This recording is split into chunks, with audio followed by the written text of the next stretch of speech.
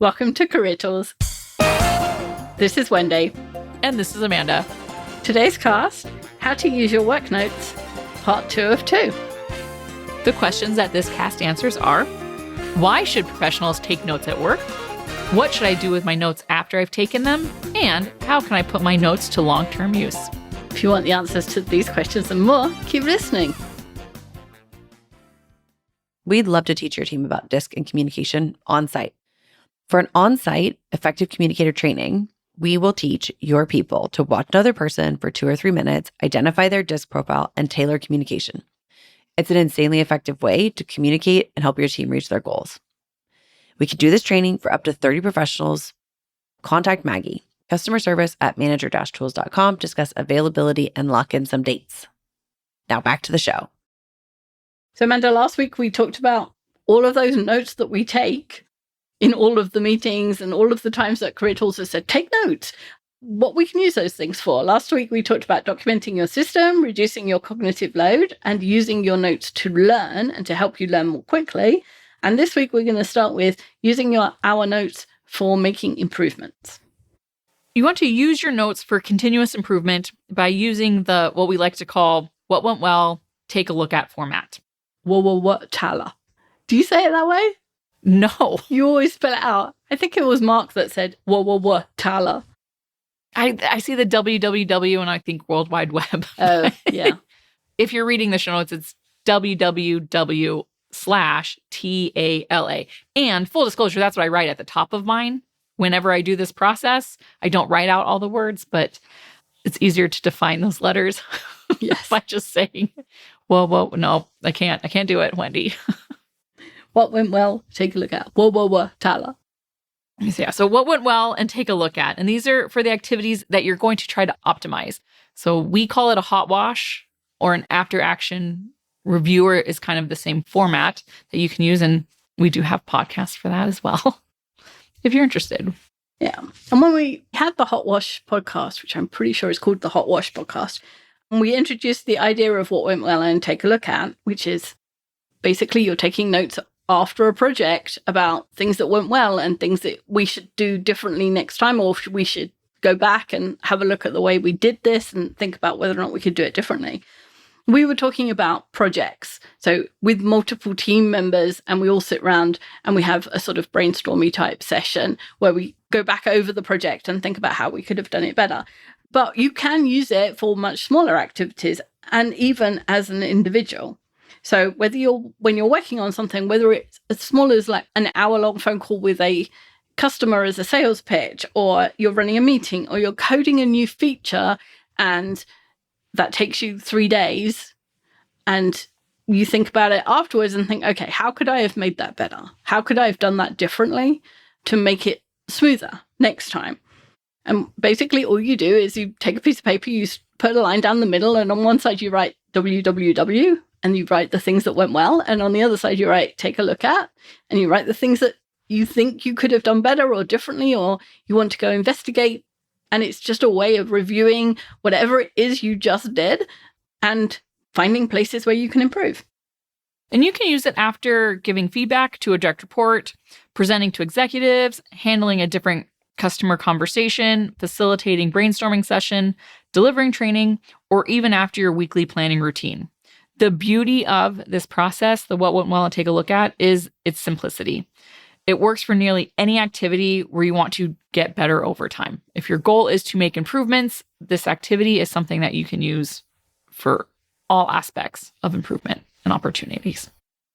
I was doing something yesterday. I was writing social media posts for our executive speaker series. If you're an executive tools licensee, we have a speaker series where we have a speaker every month from the executive realms, and they share their experience and how they solved problems or what they're doing at work that's new. We had a bunch of people who've done AI recently, which is all new, but we've also had people, this is how I rolled out Manager Tools. And I was working on that process. I was creating social media posts for it. And I realized that I had to work out how many days each one should be posted before the actual event. And then I had to send it to Amanda, but I had to tell her in my email which post I was talking about, which date. And so I was like, wait a minute, I did this last time and it was really hard. So this time I'm going to work out a formula and put it in the cell on my spreadsheet. So now it says call overview post dash and then the date, and the date is calculated so that I can just copy and paste from my spreadsheet into my email for Amanda now. And that was exactly why I did that. This is the process I went through. I didn't actually write anything down because I had it in my head, but I could have done because there was only one thing, so it was easy. But I was like, hold on, this was difficult, more difficult than I wanted it to be last time. How can I make it easier? And that was how I made it easier. So having something specific is really useful. Like, you don't want to write down the demo went well because that's not very specific for you to find things. I knew specifically I wanted to make it easier to cut and paste that information and send it to Amanda. That helped me decide what the right thing to do was. So you might want to write something like, the product demo flowed smoothly because I practiced the transitions between features 3 times beforehand. Now, if you're writing notes to yourself, you're not going to write all of that like perfectly grammatically in a sentence, but writing practiced transitions between features 3 times beforehand, improved presentation, like there's something like that, there's less words, that would be helpful. So the specific details tell you what to repeat next time. And then you just make a note of the things you want to take a look at, the things that didn't go as planned, and be specific about what happened and why you think it happened. For example, the client seemed confused during the pricing section, gives you something concrete to work on. Okay, I need to go back to the pricing section and I need to think, am I giving them the information in the order that makes sense? Have I told them the whatever they need to know beforehand? Is the information on my slide arranged properly? But at least it's a single section of your presentation where you're being specific about it needs more clarity, gives you something to work on rather than the client seemed confused. Yeah. And these notes become so useful when you're deciding what to try next.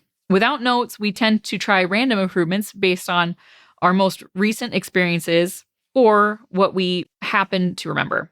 With notes, you can see patterns across multiple attempts and make some more targeted changes. And I always think of this when I'm doing our training because I'm like, oh, the way I explained it landed.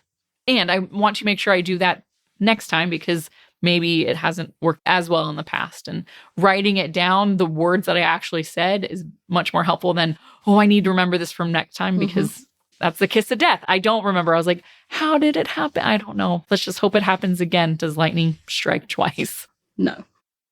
And if you're working as part of a team or you're leading one, these improvement notes are even better because you can review your notes before retrospectives. Or if you're having improvement meetings as part of your process development, you have then concrete data instead of vague impressions. A lot of people come to these kind of meetings where, what went well, or take a look at the hot wash meeting at the end of a project, and they're like, yeah, it felt really hard. Yeah, that's not helpful because what did and when and why and who and so on. There's so much.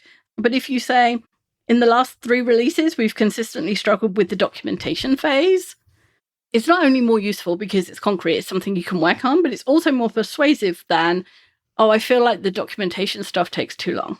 And nobody wants to do documentation. And so you have to have a really good reason and evidence and something concrete to work on if you want to persuade the rest of the team that that's the bit that you need to work on. Unlike learning notes, which you can eventually throw out, your improvement notes are the ones that are worth keeping longer. They document your professional growth and can be particularly valuable when preparing for performance reviews or updating your resume. Nothing demonstrates your commitment to excellence better than a record of deliberate improvements. So it's a record all year long about how you're improving or making each process a little bit more efficient, because every time we do something over and over again, we can get a little bit better at it. And inevitably, you're going to want to remember when that became the better process. Like today, I will remember Wendy's process got better for the ESS. Because I noticed and I was like, oh, this is so much easier than the last month where I was like, I have no idea where any of this goes, but I'll figure it out, right? Or I'll have to ask. It was so much easier. So good improvement, Wendy. Good for us. And one of the good things is I will remember this in a week when I'm frustrated with myself about not doing something well or feeling like, oh, this is so hard still, going back over those notes and finding them again and going, oh yeah, do you know what? This was 5 times harder and I've made 5 times as many improvements. They were all tiny ones, but actually, even though this still feels hard, it's still easier. It's good for those days when you're feeling mentally low and you need a pick-me-up to tell you, actually, you are a professional. You are trying. It's getting better. Keep on at it. We all need those pick-me-ups on some days. Hey, if you're a longtime listener, you might be looking for answers to questions that you really need help with. And the way to fix that is to become a licensee. All Career Manager Tools and Executive Tools licensees have unlimited email access to our team. And you won't hear from just anybody. You'll hear from Kate, Sarah, Mark, Wendy, and Amanda. Learn more about our licensing options at manager-tools.com/licenses. Okay, next up, things for notes, drive actions, and follow-ups. You want to use your meeting notes to both maintain your professional organization and project an image of reliability and competence by using them to manage and track who is doing what by when and make sure you get your tasks done on time. I wrote this, so I'm going to criticize my own writing. It says project an image of reliability and competence. You could actually just be reliable and competent by taking notes and getting your stuff done. I don't know where I wrote project an image. But we have all been in meetings where everybody nods and says, yes, I've got it, and I'm going to do that, and agrees to the next steps, and a week later, nothing's happened. You have a meeting a week later, and everyone's like, so did you? No, none of, well, let's not have a meeting this week, because none of us have managed to do our stuff, so we'll have a meeting next week, and then a month has gone past, and whatever it was you were trying to do has not got done, because none of you took a note and wrote down what was supposed to be done by who, by when. But I would also say that the folks that write the notes, they are projecting that they are more reliable, that image. And that's who people go to like, oh my gosh, I forgot this. And I saw that you were doing a better job of taking notes in the meeting, right? So they are, in fact, probably more reliable. And that projection can just make it appear that you're listening, right? It's an important role there. There's an importance to not only having your stuff together, but also projecting and having a reputation for having your stuff together. The opposite is true. If you think of it in opposites, the person who actually is getting all their stuff done but looks a mess in terms of, they have a messy desk, or they're always late for meetings, or they, never pick their voicemails up. People don't believe that those people are getting their stuff done, because we extrapolate from one piece of information to all the rest. So you're right. So instead of treating meeting notes as a record of what's happened, use it as a launch pad, or as I'm writing these notes so that we can get the next things done, not just taking a record of what happened. And after each meeting, take 5 minutes, if you can, right after the meeting, not when you get back to your desk 3 hours later, to review your notes, specifically looking for 3 things. That's going to be the actions that you need to take, the follow-ups that you need to make, and the decisions that were reached at that meeting. So those are the 3 things that you want to specifically look for your notes. So you remember what you have to do, what follow-ups you need, and what decisions were reached. And I would say how they were reached based on how we take our notes, right? If you didn't have the time to write it then, take the time to write it now. And again, specificity matters. John will send the proposal is much less useful than John is sending the updated pricing proposal to Maria by Thursday. The more specific the action, the more likely it is to get done. And that temptation to write less, because I'll remember, is ever present. And so is the temptation to write something vague when you could write something specific. So writing, look into.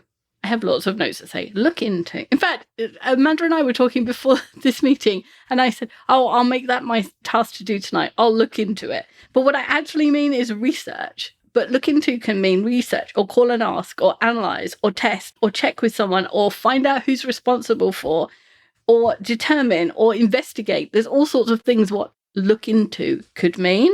So instead of less is more, which is what we normally say, less is not more when it comes to notes about what you're going to do and when and how and who's going to do them. And once you've identified these items, move them to wherever you track your tasks and commitments. This might be your task manager, your calendar, project management system, or even a dedicated actions list. I know mine, I have a to-do list. It's for everything. And then if I think I'm not going to remember there, it goes out as a task reminder on my calendar. I like to double book myself just to make sure I get things written down, because I'll remember. It doesn't always work out. The key here is to have consistency. When you find a reliable process that you follow every time, this ensures that nothing's going to fall through the cracks. While the digital systems are brilliant, you need to actually get the information into them and update them to make sure that they remain accurate. So again, I write mine down and then it goes into the calendar that will ping me 10 minutes before, hopefully, to get things done. And we still recommend keeping a physical meeting notebook, handwriting in it. There's something about flipping through the pages that helps jog your memory when you're trying to recall when a particular decision was made or who committed to what. There's something about the way your brain associates the physical location on the page with the meeting that digital notes just don't replicate. There's research. If you want to know why, there's reasons. Experience tells me. I can tell you it's on the bottom right-hand corner of a page and it's about 2/3 of the way through the book in a way that I could never tell you where it is on Dropbox. Yeah, that's accurate for me too. And now we're going to talk about how to use your notes to record your achievements.